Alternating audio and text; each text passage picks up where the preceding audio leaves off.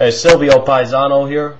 We're back with the Brunton Vapor AF Expedition Stove. We're going to take this stove on a brief light test today.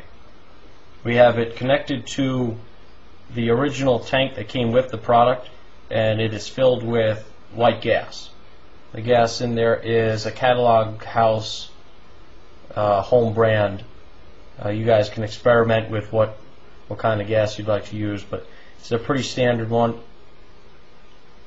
You're going to want to make sure of a couple things before you actually light the stove. You want to make sure both of your valves are turned clockwise and completely off. Then you want to pump pressure into your tank. I found it most successful to pump this enough to where the plunger actually doesn't get all the way back in. That let me know that there was a good amount of pressure. And if you got it to that point and you have to pack up and go, if you just push slowly, it'll go back in. So that's as good as it's going to be. One of the selling points for this stove is its ability to go from fuel or liquid gas over to a pressurized butane propane canister.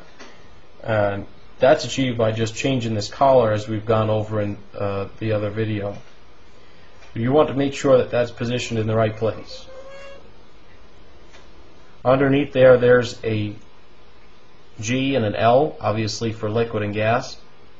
You want to make sure that's going to be slid into the correct place for the fuel you're using.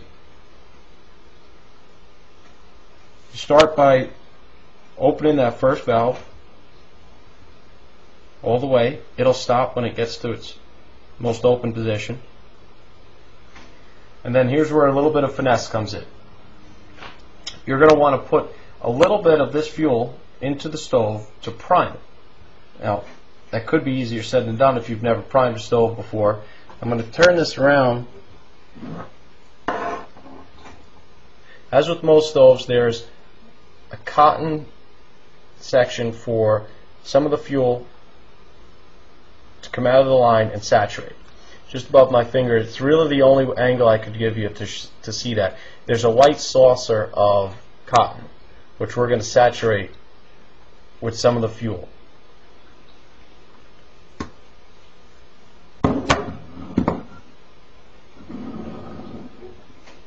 I'm going to try and not talk over this to see if you can hear it. You prime this stove by very gently turning open the second knob and letting a little fuel flow into the stove itself and saturate that cotton.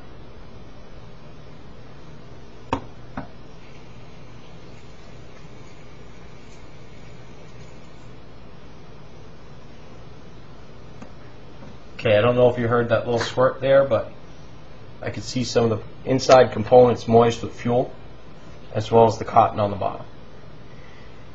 Now, you're going to want to stand back a ways, because depending on how much fuel you've let out to pilot before you're familiar with the stove, this could be a pretty large initial flame. So you want to be outside or near some way to extinguish any sort of accidents, fire extinguisher or other sorts.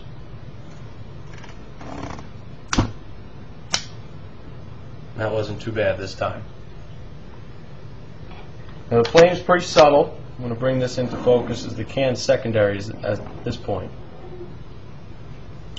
There's about an 8-inch flame above. It's going to start to draw itself down, and you want to be able to be prepared to turn this first knob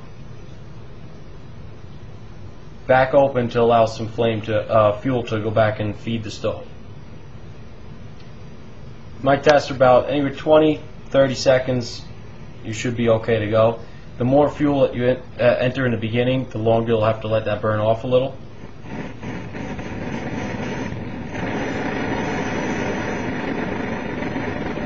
You'll see some flicker in the flame. You know that the stove isn't quite ready. And the thing that's keeping it from being perfect right now is the inlet pipe has to actually boil the fuel to a vapor before it becomes that hot blue flame that you need.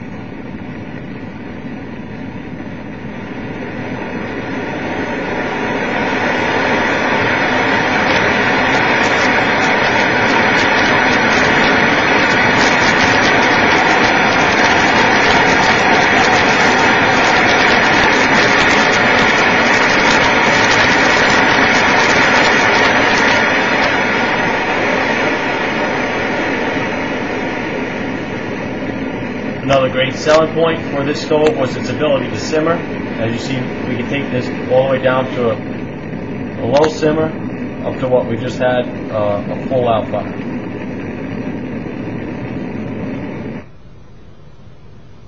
Now, if you're packing this up for the day, you would want to, or at least a long portion of your hike or whatnot, you'd want to close the first knob and let that fuel come out of the line before packing down. If you're going to start the stove back up in its position where it is, you could do it that way with this second knob.